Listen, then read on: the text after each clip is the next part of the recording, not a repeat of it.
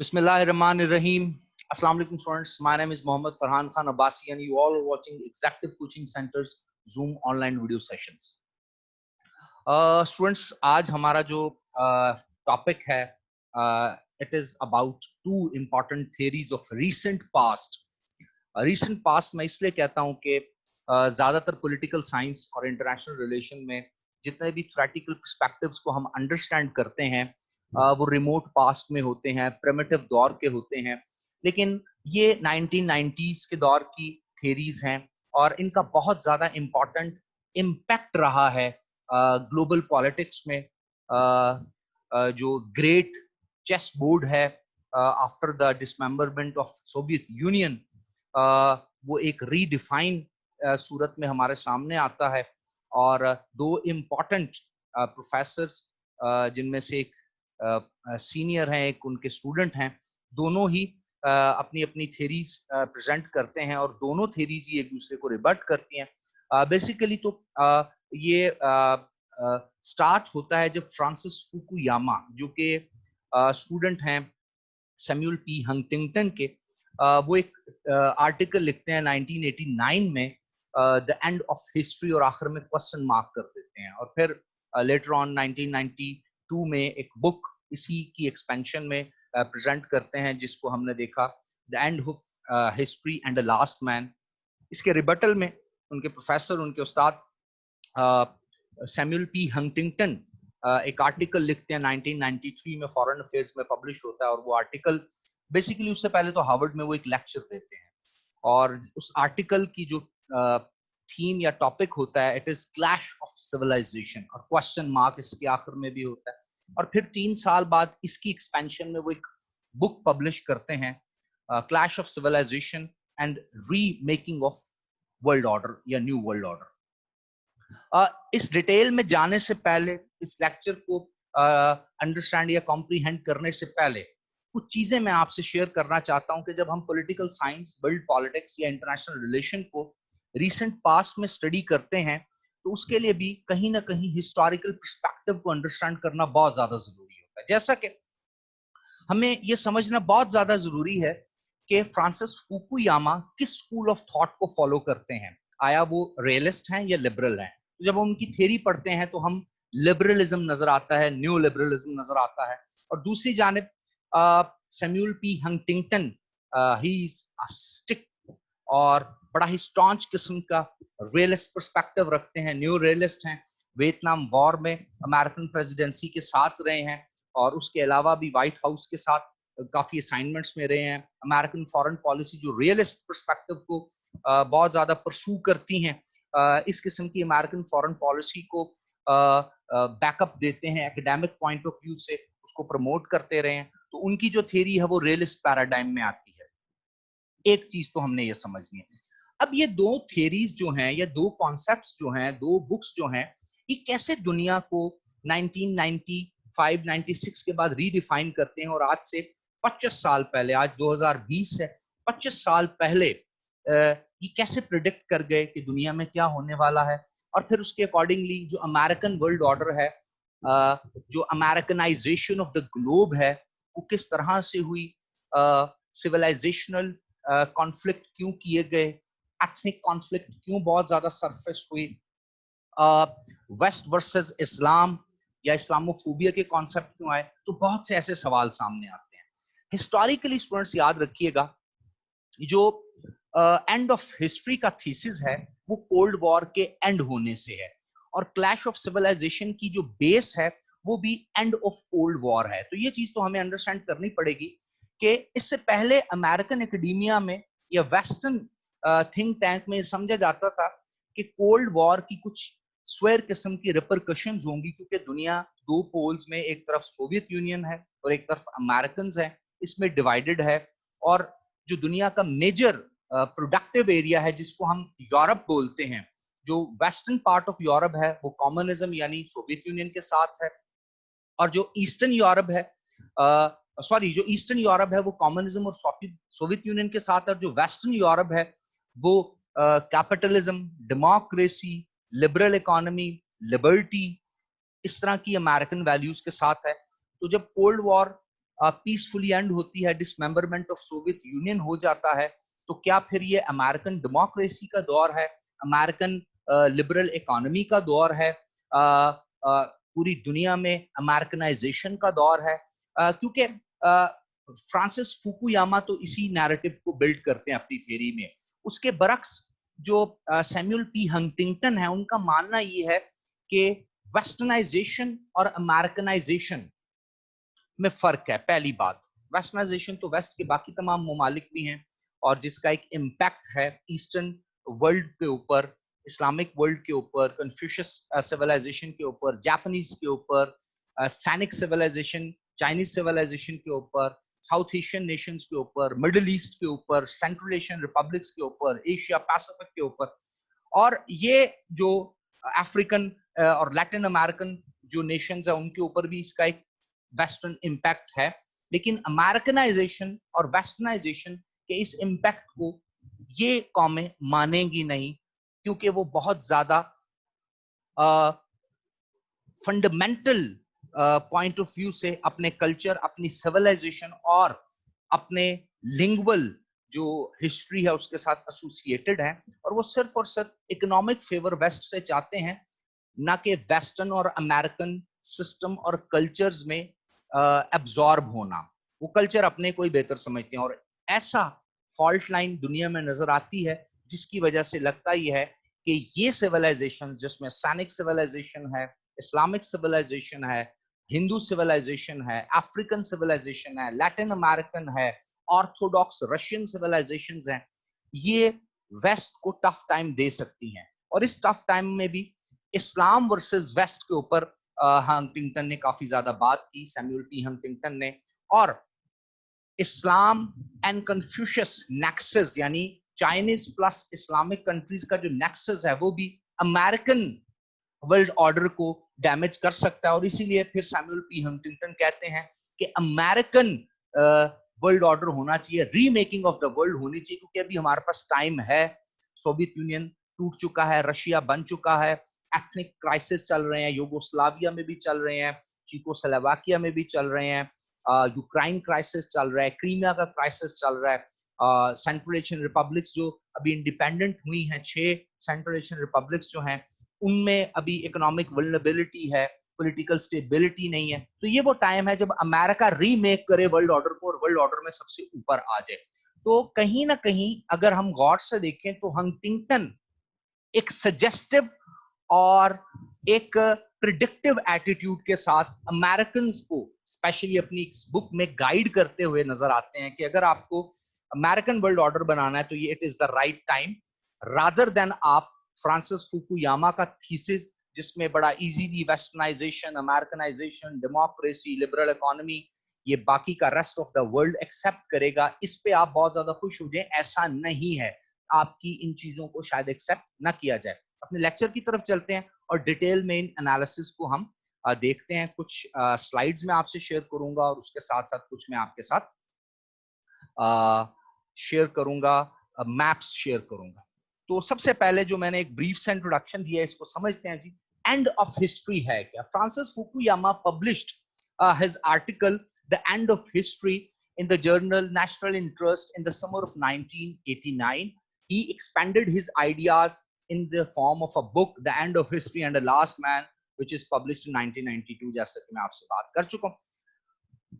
अब context of the book क्या है, या context of the article end of history क्या है? जिस तरह कि मैंने आपको बताया कि ये कोल्ड वॉर के एंड के बाद एक नया थीम सामने लेके आ रहे हैं कि कोल्ड वॉर चूंकि पीसफुली एंड हो चुकी है, अमेरिका का जो एक बड़ा दुश्मन था सोवियत यूनियन, वो हार चुका है, इकोनॉमिक वॉलेटाइल हो चुका है, सोसाइटी डिस्टर्ब हो चुकी है, कम्युनिज्म ने उनको कुछ नहीं दिया, वायलेंस बहुत ज्यादा हो गया है, क्राइसिस बहुत ज्यादा हो गए हैं, एथनिक और लिंगुअल राइट्स और वायलेंस वहां पर बहुत ज्यादा हो गया, और गोर्बाचोव को अब प्रेस ट्राइका और ग्लास नॉस्ट के नाम पर American liberal economy, American freedom of speech, American independence, American democratic values को इंटैक्ट और इन्फोर्स करना पड़ रहा है रशिया के अंदर, और आजाद रियासतों को भी इस तरह से ही चलाना पड़ेगा।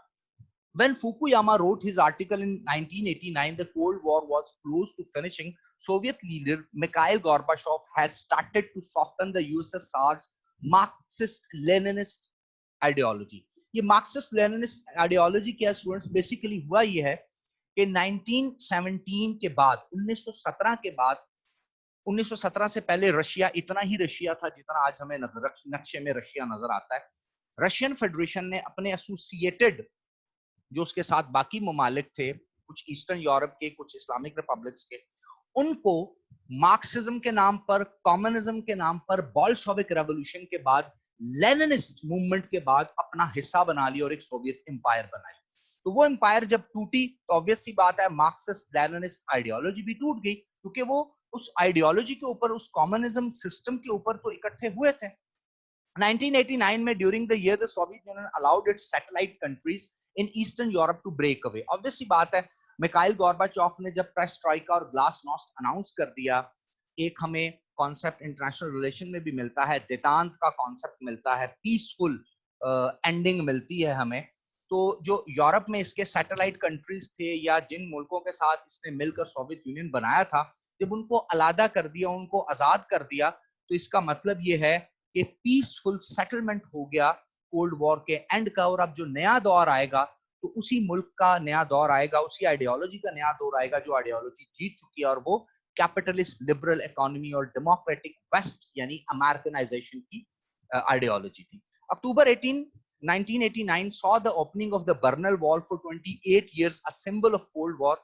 आपको याद होगा कि जब सेकेंड वर्ल्ड वॉर का एंड हुआ था तो जर्मनी के दो हिस्से कर दिए गए थे और बर्लिन में एक दीवार बना दी गई थी. एक ईस्टर्न जर्मनी था, एक वेस्टर्न जर्मनी था. ये सिंबल था कि जो eastern portion of the Germany है और उसके नीचे तक साउथ में जितने मुल्क हैं, जितने ममालिक हैं यूरोप के अंदर नक्शे में, वो तमाम के तमाम ज्यादातर कम्युनिस्ट आइडियोलॉजी को फॉलो करते हैं. और जो वेस्टर्न जर्मनी और उसके पीछे के तमाम ममालिक हैं वो American democracy, American liberal economy और अमेरिकनाइजेशन और वेस्टर्नाइजेशन को फॉलो करते हैं.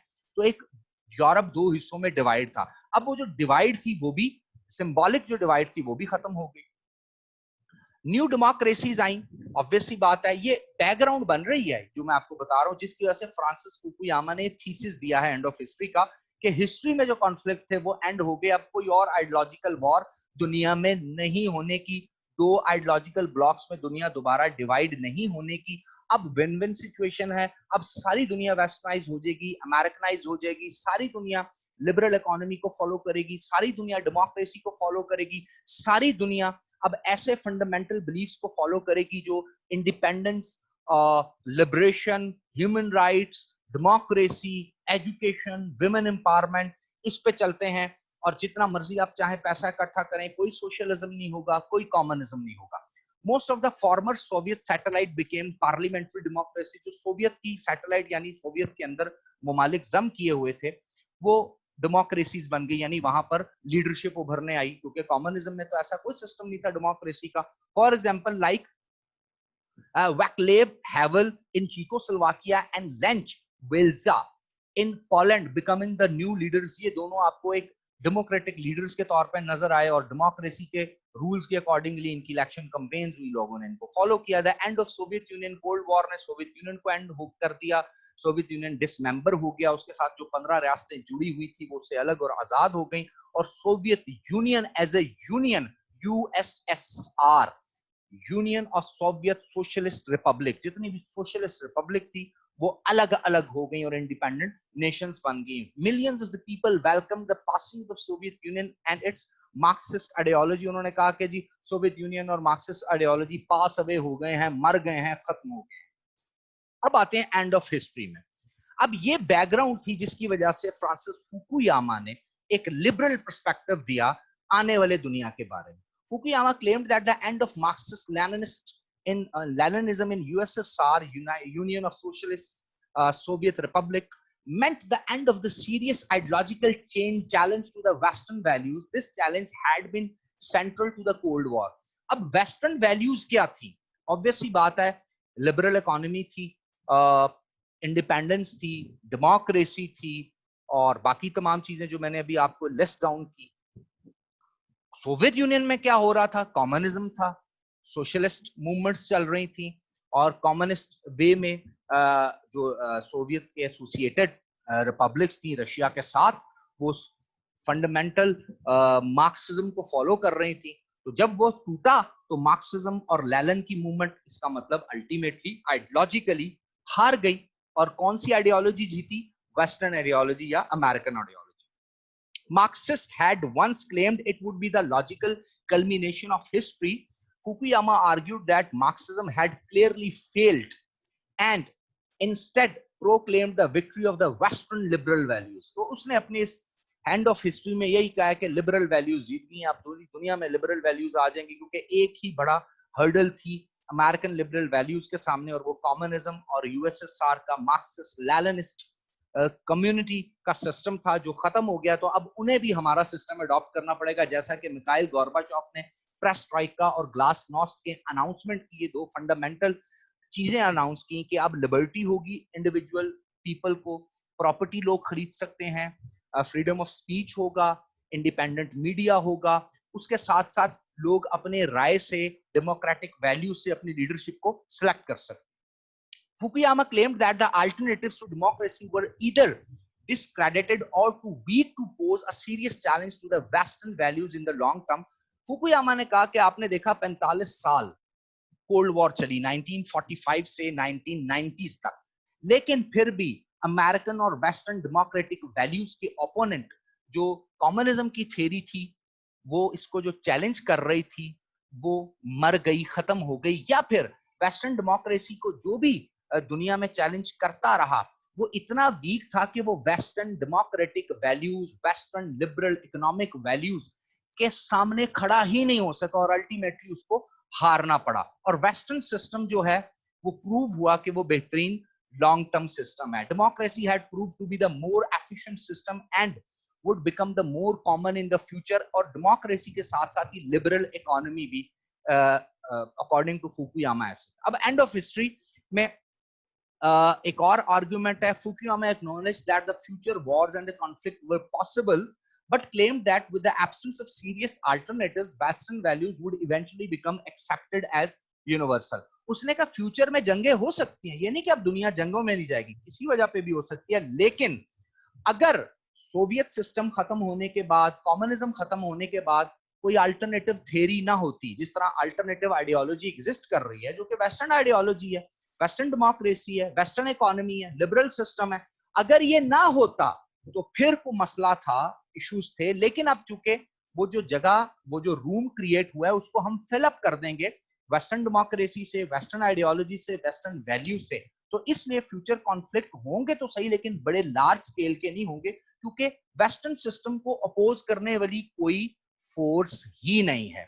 फ्रांसिस फुकुयामा का कुछ क्रिटिसिज्म भी आता है, बहुत से लोग ये कहते हैं कि फुकुयामा एक बहुत ज्यादा आइडियलिस्ट है और वो समझते हैं कि वेस्टर्न वैल्यूज जो हैं वो पूरी दुनिया में एब्जॉर्ब कर ली जाएंगी, और दुनिया की डिफरेंट जो सिविलाइजेशंस हैं, जिसमें Sinic civilization, Islamic civilization, African civilization, Japanese civilization, Latin American civilization, Hindu civilization, इसको एक्सेप्ट कर लेंगी और इसकी इकोनॉमी, वेस्टर्न इकोनॉमी को एक्सेप्ट कर लेंगे। उन्होंने कहा ऐसा नहीं है, जरूरी नहीं है कि वेस्ट की तमाम चीजें यूनिवर्सली सब एक्सेप्ट कर लें। तो ये जरा फुकुयामा की एक बहुत ज्यादा एक्सेसिव पॉजिटिविज्म है। Those outside the West resented the claim that Western values had proved superior, क्योंकि वेस्ट में तो वेस्टर्न वैल्यूज को सब मानते हैं, ठीक है, ये भी मानते हैं सोवियत यूनियन डिक्लाइन हो गया, ये भी मानते हैं कम्युनिज्म हार गया और लिबरल आइडियोलॉजी और डेमोक्रेटिक वैल्यूज और वेस्टर्न वैल्यूज जीत गई, लेकिन यूरोप में जिस तरह इन वेस्टर्न वैल्यूज को माना जाता है, अमेरिका में माना जाता है, जरूरी नहीं बाकी दुनिया में भी इतना ज्यादा इनको माना जाए। हाँ, जो क्लेम है फुकुयामा का कि इसमें स्ट्रेंथ ज्यादा है वेस्टर्न सिस्टम में, किसी हद तक इसको एक्सेप्ट करते हैं, लेकिन मनोवन जो ईस्टर्न नेशंस हैं, इस्लामिक नेशंस हैं, सैनिक यानी कन्फ्यूशियस नेशंस हैं, जापानीज वैल्यूज हैं, हिंदू नेशंस हैं, अफ्रीकन है, लैटिन अमेरिकन है, जरूरी नहीं है रशियंस हैं कि वो अब भी इसको मनोअन तस्लीम करें, कहीं ना कहीं रिजर्वेशन होगी और री इमर्जेंस के चांसेस हैं, इसके अगेंस्ट दोबारा कोई स्टैंडर्डाइज्ड किस्म की आइडियोलॉजी खड़ी हो सकती है। क्रिटिसिज्म है कि फुकुयामा समझते ऐसा होगा नहीं, नो, वेस्टर्न वैल्यूज हर जगह सुपीरियर प्रूव नहीं होती। Marxist who once claimed that their ideology lay at the end of the history resented the argument that their vision of the future was not a credible alternative, वो कहते हैं हमें अपने future में कोई ऐसा अल्टरनेटिव नहीं मिलता कि अब ये डेमोक्रेसी चलेगी, रिवाइव हो सकता है. Others, notably Huntington, did not share Fukuyama's optimism about the future without major conflict. और एक और important चीज कि फुकुयामा का जो ये end of history and last man का थीसिस है, उसमें जितने पॉजिटिव आर्ग्यूमेंट्स दिए वो एक्सेप्टेबल है, लेकिन सैमुअल पी हंटिंगटन इसको एक्सेप्ट नहीं करते कि फ्यूचर में मेजर कॉन्फ्लिक्ट नहीं होंगे और आइडियोलॉजिकल कॉन्फ्लिक्ट नहीं होंगे, सिविलाइजेशनल कॉन्फ्लिक्ट नहीं होंगे. अब आते हैं क्लैश ऑफ सिविलाइजेशन के ऊपर. Samuel Huntington expressed his ideas about clash of civilization at a lecture in 1992 in Harvard University में इन्होंने लेक्चर दिया था. फिर इन्होंने आर्टिकल पब्लिश किया 1993 में, फॉरेन अफेयर एक जरीदा है, और एक्सपेंड किया इसको एक बुक में 1996 में, और clash of civilization question mark के नाम से इन्होंने सबसे पहले आर्टिकल पब्लिश किया, और फिर clash of civilisation and the remaking of the world order के नाम से एक बुक पब्लिश की, जिस तरह के मैंने आपको इंट्रोडक्शन में बताया. और उस बुक में इन्होंने ज्यादातर सजेस्टिव और प्रिएम्प्टिव एटीट्यूड ही अमेरिकन को बताया है, और अमेरिकन को बताया है, अमेरिकन थिंक टैंक को बताया है, व्हाइट हाउस को बताया है, प्रेसिडेंसी को बताया है, कि अमेरिकन एकेडमिया को कन्विंस किया है कि आप अब एक नया वर्ल्ड ऑर्डर रीमेक करें जिसमें अमेरिकनाइजेशन और वेस्टर्नाइजेशन हो. क्यों? क्योंकि वेस्ट को दुनिया अभी भी एक्सेप्ट नहीं करने को तैयार. क्लैश ऑफ सिविलाइजेशन में ये कहते हैं, million of people greeted the end of the cold war with jubilation, but the end of the cold war meant the unfreezing of many ethnic conflicts that had been dormant for many years. उनका मानना यह था कि बहुत से सालों से बहुत से एथनिक कॉन्फ्लिक्ट चल रहे थे कोल्ड वॉर के दौरान.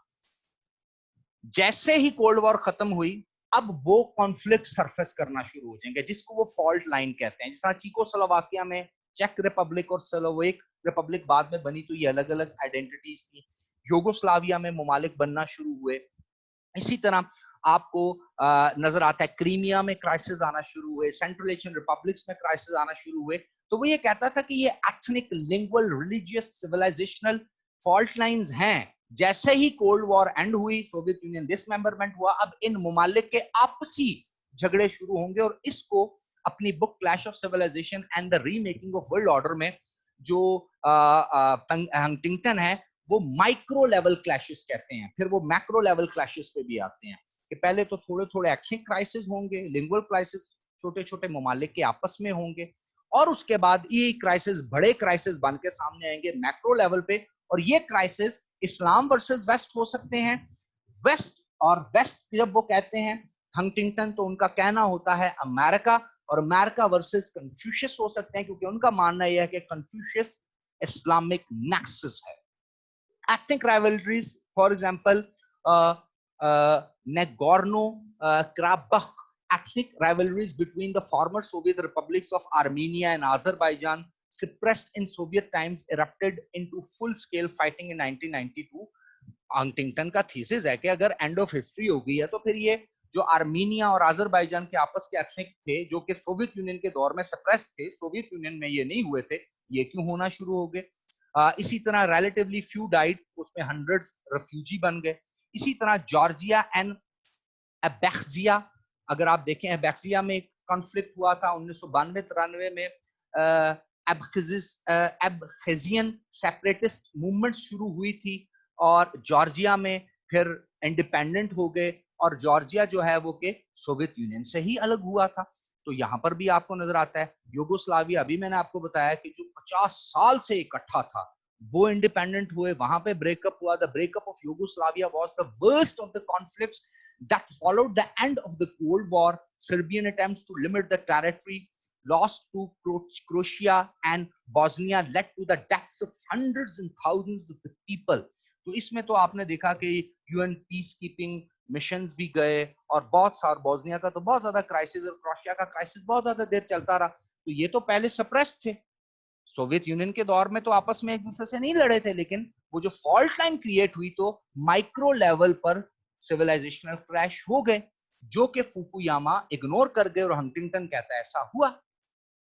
हंटिंगटन पैसिमिज्म क्या है? हंटिंगटन फुकुयामा के उस कॉन्सेप्ट को प्रमोट नहीं कर रहा कि दुनिया में बेहतरी भी आ सकती है, एक लिबरल इकोनॉमी आ सकती है, दुनिया इंटरट्वाइंड हो सकती है, लोग एक दूसरे पे डिपेंडेंट हो सकते हैं. जिस तरह 21वीं सदी में ग्लोबलाइजेशन आया, दुनिया आपस में मर्ज भी कर गई, कल्चरल एक्सचेंज भी हुआ. बल्कि वो पैसिमिस्ट हैं, वो कहते हैं नहीं, दुनिया एक बड़ी जंगों की तरफ जाएगी और वो सिविलाइजेशनल जंगें होंगी और उसी तरह चलेगी। अब सिविलाइजेशंस हैं क्या और कितनी उनकी डिवीजन है? Huntington believe that the conflicts of the future would be cultural rather than political और इकोनॉमिक। ये भी एक क्रिटिसिज्म हंटिंगटन पे किया जाता है कि हंटिंगटन का मानना यह था कि फ्यूचर में सिविलाइजेशनल और कल्चरल और एथनिक लड़ाइयां होंगी, यानी इस्लाम वर्सेस वेस्ट होगा, कन्फ्यूशियस वर्सेस वेस्ट होगा, हिंदुइज्म वर्सेस इस्लाम होगा, या ये सारी की सारी जो सिविलाइजेशंस है वर्सेस वेस्ट आ सकती हैं।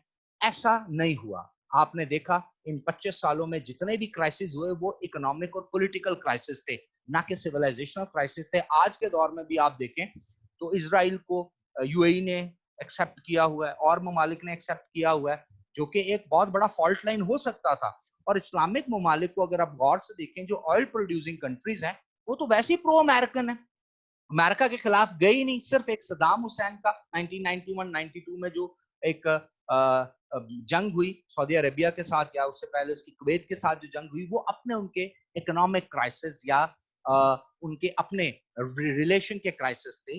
वो भी सिविलाइजेशन सेम थी, तो वो तो नहीं जंगे उन्होंने अमेरिका के खिलाफ या वेस्ट के खिलाफ की। इसी तरह अगर आप देखें तो वॉर ऑन टेरर में कितना ज्यादा नुकसान पहुंचाया गया अफगानिस्तान को, पाकिस्तान को। उसके बाद और बड़े ममालिक हैं, सीरिया में क्राइसिस चल रहा है, लेकिन अभी भी इस्लाम वर्सेस वेस्ट उस तरह से कोई मेजर फॉल्ट लाइन नहीं है जहां पर ये दो बड़ी सिविलाइजेशन आपस में लड़ रही हो, या क्रिश्चियन ऑर्थोडॉक्स सिविलाइजेशन के साथ लड़ाई हो रही हो, या पाकिस्तान इंडिया की हिंदू मुस्लिम को लड़ाई हो रही हो, कन्फ्यूशियस की कोई ऐसी चाइनीज या सैनिक जो सिविलाइजेशन है उनकी कोई ऐसी लड़ाई हो रही हो। तो ऐसा तो नहीं है। दुनिया में तो जंगें पॉलिटिकल और इकोनॉमिक महाज पे हो रही हैं, सिविलाइजेशनल महाज पर या ट्रेडिशनल महाज पर तो हो ही नहीं रही। तो ये जो पॉइंट था हंटिंगटन का, ये भी काफी वीक था कि उनका मानना ये था कि जो लड़ाइयां या जो जंगें होंगी वो कल्चरल होंगी, ना कि पॉलिटिकल और इकोनॉमिक होंगी। The conflicts were likely to take place between what he described as civilization, identified 8 main civilization। on 8 main civilizations का मैंने आपसे जिक्र किया है। ऐसा करते हैं, आपको एक नक्शा आपके साथ में शेयर करता हूं और उस नक्शे में जाकर के फिर हम देखते हैं वो 8 मेन सिविलाइजेशंस कौन सी हैं। जी, ये हैं जी वो 8 मेन सिविलाइजेशंस, अभी आपके सामने ओपन हो गई हैं। ये एक आपके सामने आ रहा है टेबल, और ये पूरी दुनिया आ रही है। तो कलर के अकॉर्डिंगली हम इसको अंडरस्टैंड करेंगे। वेस्टर्न सिविलाइजेशन डार्क ग्रीन आपको नजर आ रही है, ये सारी वेस्टर्न सिविलाइजेशन। ये वेस्टर्न यूरोप है, ये ईस्टर्न यूरोप है, ये रशिया के साथ जुड़ा हुआ था। वेस्टर्न यूरोप को अमेरिका था, ये अमेरिका, ये कनाडा, अलास्का, ये बाकी ये ग्रीनलैंड है। ये सारी western civilization. Orthodox Christian civilization, ये रशियन फेडरेशन। उसके बाद इस्लामिक सिविलाइजेशन, तो ये देख लें इस्लामिक काफी बड़ी सिविलाइजेशन है, पाकिस्तान भी बीच में आ जाता है, और यहाँ पर भी इस्लामिक नेशंस आपको नजर आती है। बुद्धिस्ट सिविलाइजेशन, ये आपको नजर आती है नेपाल में बहुत ज्यादा, मंगोलिया में बहुत ज्यादा, उसके बाद आसियान कंट्रीज में जिसमें लॉस है, म्यांमार है, बर्मा टाइप इस तरह के ममालिक हैं, यहाँ पे नजर आते हैं। हिंदू ये सिर्फ ज्यादातर आपको इंडिया में नजर आती है, फिर साउथ अमेरिका में, कुछ लैटिन अमेरिकन कंट्रीज में नजर आती है। अफ्रीकन सिविलाइजेशन ये आपके सामने यहाँ पर है, पूरे का पूरा जो साउथ अफ्रीका है ये अफ्रीकन सिविलाइजेशन है, इसमें बहुत कम ममालिक हैं जो मुस्लिम है। लैटिन अमेरिका अगर आप गौर से देखें तो ये कलर है, और ये सारे का सारा जो साउथ अमेरिका है इसको लैटिन अमेरिका कहते हैं। ये आपको मैक्सिको नजर आता है, ये आपको ब्राजील नजर आता है, और ये बाकी छोटे मोटे बाकी ममालिक आपको नजर आते हैं। ये यूनाइटेड स्टेट ऑफ अमेरिका जो नॉर्थ अमेरिका में, और कनाडा है। लेकिन लैटिन अमेरिकन सिविलाइजेशन ये हैं। सैनिक सिविलाइजेशन बेसिकली चाइनीज सिविलाइजेशन या कन्फ्यूशियस सिविलाइजेशन को कहते हैं, तो वो आपको यहाँ पर नजर आती है स्टेप पर। और उसके बाद जापानीज सिविलाइजेशन, अगर आप गौर से देखें तो ये सारी की सारी सिविलाइजेशन जापानीज सिविलाइजेशन। तो इनका आपस में जंगे होने या लड़ने का खतरा है, और ये सारी बात वेस्ट को, यानी स्पेशली वेस्ट के भी लीडर अमेरिका को हंटिंगटन बताना चाह रहा है कि आप रीमेकिंग करें वर्ल्ड ऑर्डर की, इससे पहले कि इनमें से कोई सिविलाइजेशन एंटी वेस्ट हो जाए। क्यों? क्योंकि उनका मानना यह है कि जो आपका अदर देन वेस्टर्न सिविलाइजेशन है वो वेस्ट के इस सिस्टम से खुश नहीं है। अभी जरा मैं डिटेल में भी आपको एक और प्रेजेंटेशन दिखाता हूं। हम देखते हैं जी इस प्रेजेंटेशन में भी डिवीजन थोड़ी सी की हुई है इन्होंने सिविलाइजेशन के अकॉर्डिंगली। वो भी आपसे मैं शेयर करता हूं।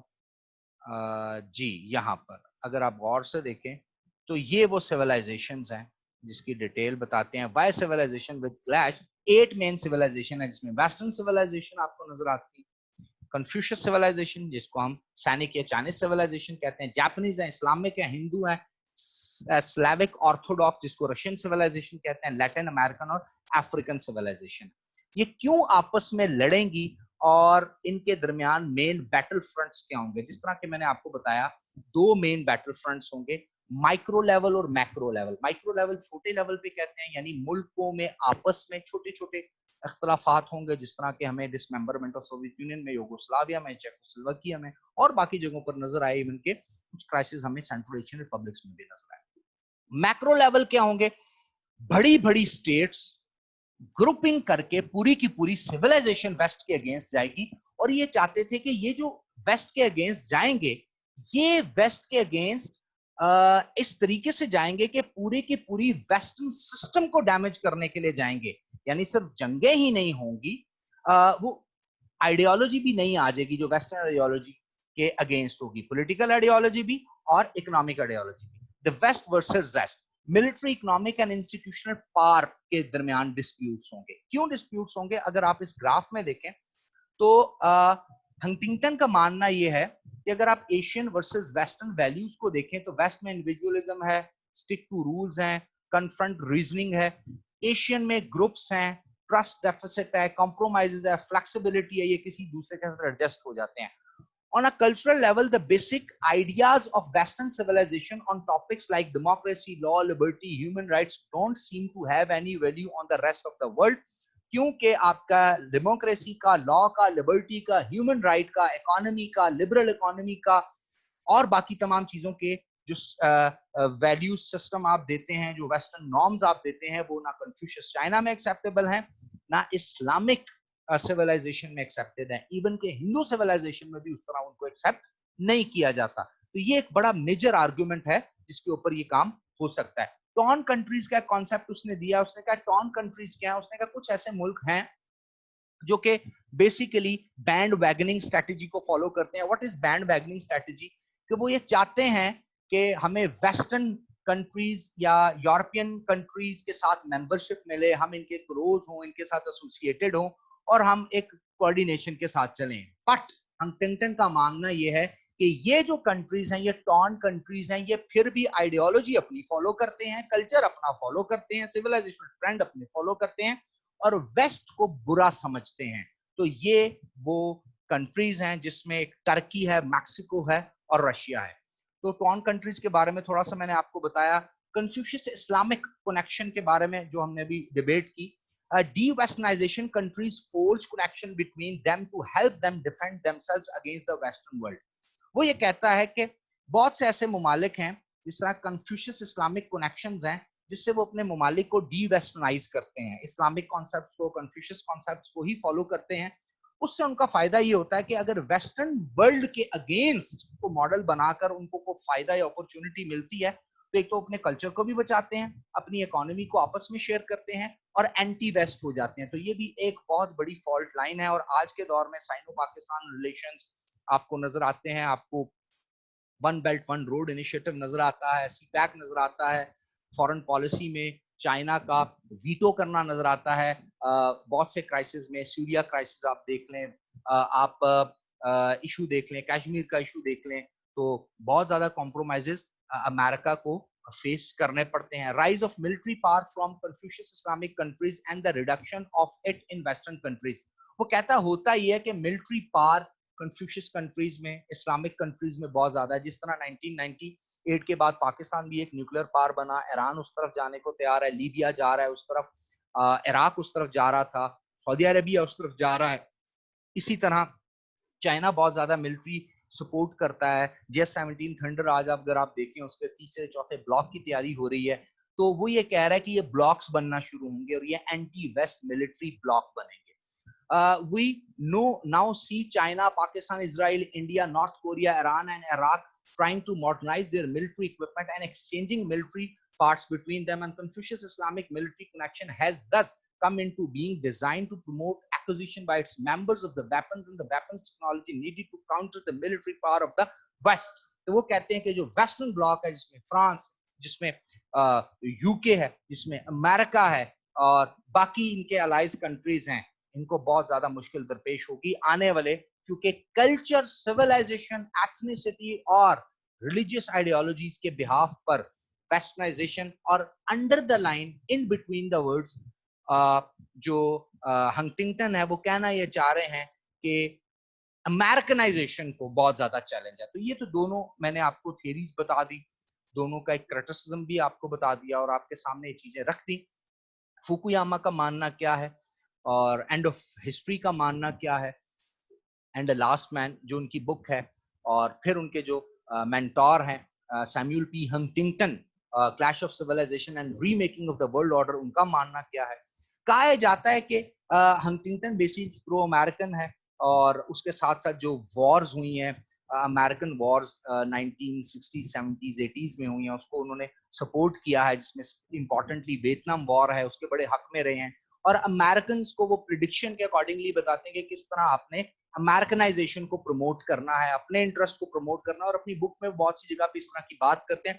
उनको रिबट करते हैं एडवर्ड सईद, जो कि एक पैलेस्टीनियन वेस्टर्न थिंकर हैं, उनकी इस थॉट को रिबट करते हैं नॉम चॉम्स्की और बहुत से बड़े थिंकर्स, बट उनके हक में बात करते हैं फरीद जकरिया, जो कि इनके स्टूडेंट हैं हंटिंगटन के। व्हाटसोएवर जब हम क्रिटिकल पॉइंट ऑफ व्यू से देखते हैं clash of civilisation and remaking of world order, जो कि एक कॉन्सेप्ट है सैमुअल पी हंटिंगटन का, तो हमें कहीं ना कहीं कुछ कनाइवेंस नजर आती है, कहीं ना कहीं प्रो अमेरिकनिज्म नजर आता है, और कहीं ना कहीं ये परसेप्शन नजर आती है कि इस बुक के पीछे ये चीज क्रिएट करना थी कि दुनिया को एक दफा और एक जंग में झोंका जाए और लोगों को और कौमों को बताया जाए कि एथनिक वैल्यूज के ऊपर अपने आप को रीडिफाइन करो। जिस तरह इस्लामिक आइडियोलॉजीज है, जापानीज आइडियोलॉजीज है, कन्फ्यूशियस आइडियोलॉजीज है, हिंदुस्तान भारत में हिंदुत्व की आइडियोलॉजीज हैं, तो इसके ऊपर तुम अपने आप को इंडिपेंडेंट ब्लॉक्स में बना लो, और फिर अमेरिका बहादुर तुम पे हमला कर देगा इसी बहाने। और अमेरिका ने फिर वॉर ऑन टेरर में भी ऐसा किया। बुश डॉक्ट्राइन अगर आप गौर से पढ़ें तो ऐसा लगता है जैसे कि उसको भी डिजाइन हंटिंगटन ने ही किया है, क्योंकि जो जो हंटिंगटन अपनी बुक में कहते गए दुनिया में वैसा ही होता चला जा रहा था। तो कहीं ना कहीं इस थ्योरी को स्कॉलरली लेवल पर इसलिए भी रिजेक्ट किया गया है कि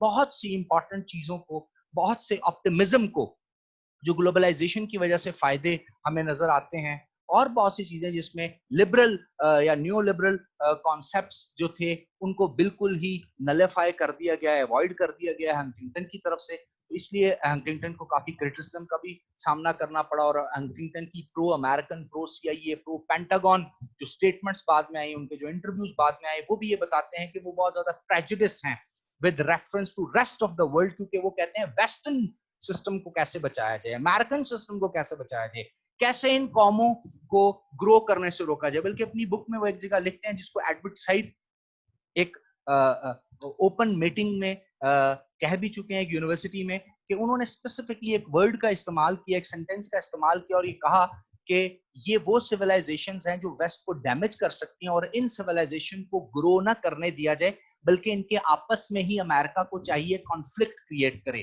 ताकि ये वीकर रहें और कभी भी अमेरिकन या American system, American economy, American decision making के बराबर ना आ सकें, और इसी तरह रीमेकिंग ऑफ वर्ल्ड ऑर्डर हो सकती है। और ये उस बुक की सेंटेंसेस है जो मैं दोबारा रिपीट कर रहा हूँ। होप आपके लिए काफी प्रोडक्टिव रहा होगा आज का lecture. Wish you best of luck. Thank you very much. Allah हाफिज नासिर।